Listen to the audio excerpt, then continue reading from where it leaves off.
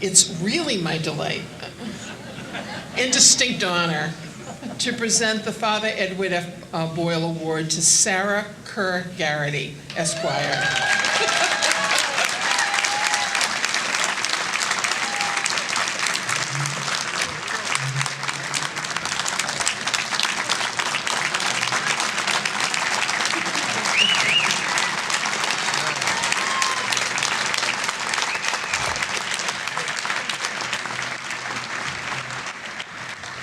Sara is an accomplished and highly respected arbitrator and mediator. Since 1987, she's arbitrated over 1,000 cases in her mixed management, labor management and employment law practice in public and private sectors.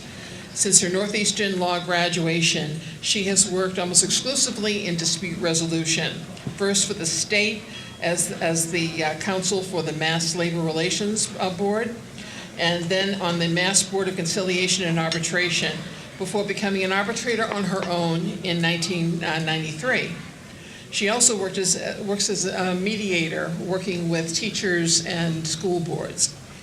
She has also been an adjunct faculty member at Northeastern and is a very talented teacher and trainer in a variety of programs. The Labor Guild is very proud to honor Sara Kerr Garraty with the 218th Boyle Award for Excellence in Labor Management Relations, exemplifying integrity, character, thoughtful intellectual rigor, both as a mediator, helping groups come together, and as an arbitrator who carefully listens to the parties, fairly considers their positions, and clearly communicates her decisions. Sara, could you come down?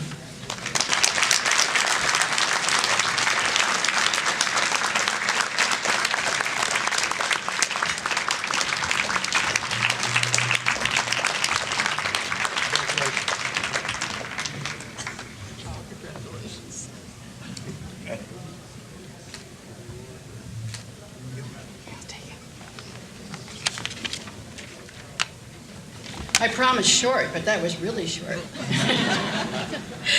So good evening. I thank the Guild and the previous awardees for this honor.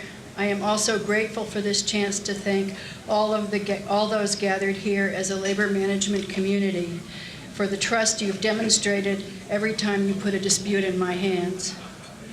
On a more personal note, I also want to thank the family members and friends that are here to celebrate with me. It is a tribute to these long and deep friendships that 10 were invited and 10 accepted.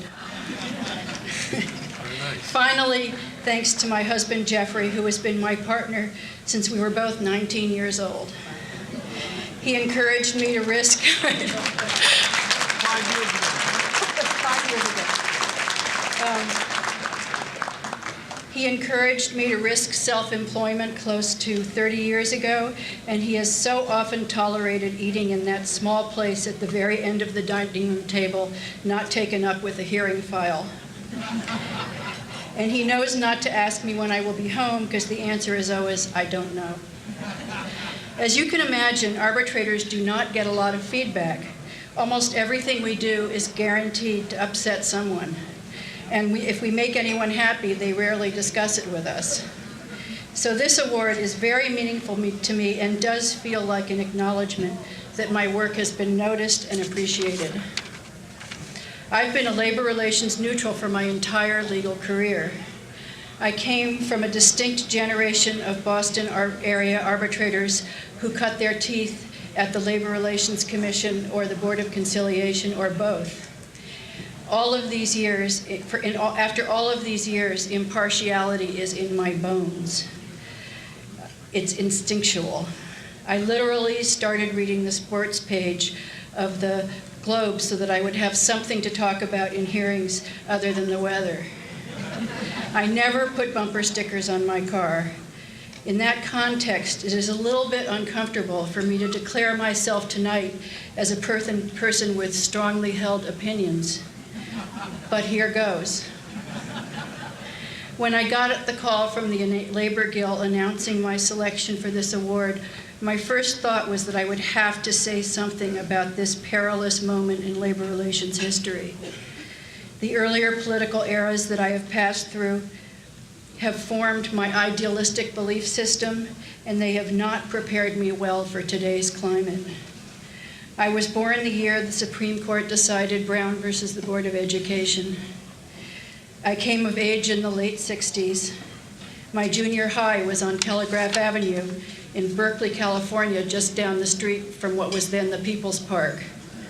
My father was a history professor at Columbia University in 1968 when student protesters occupied his building with him in it.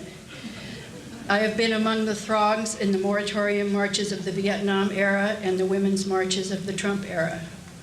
I grew up in a world where unions were recognized and respected for spearheading the workplace rights of those born in later generations now take for granted.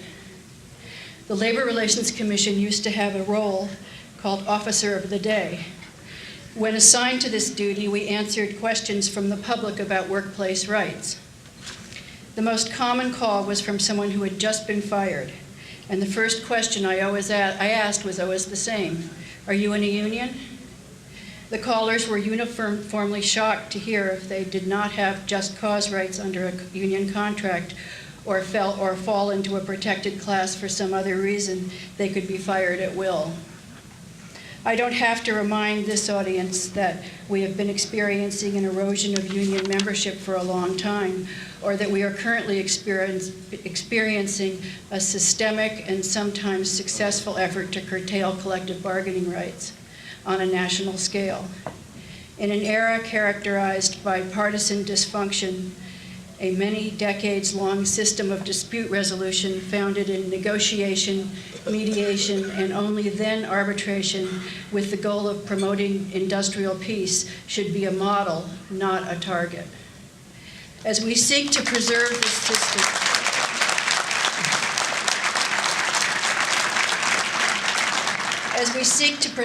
system, that has been the life's work of most of the people in this room, we are going to have to be both active and nimble as we advocate against efforts to strangle collective bargaining rights while making a commitment to passing on what we know to younger people interested in what we do. This may sound like a retirement speech. It is not. As you may have noticed, arbitrators tend to work deep into life. That is because it's a wonderful vocation. The cases come out of every possible work environment and involve the behavior of human beings who will do almost anything. You just can't make this stuff up. Some of the cases are so hard to decide that they keep us up at night, and some seem to have obvious outcomes, but are still important to that grievant in that workplace. These outcomes change people's lives.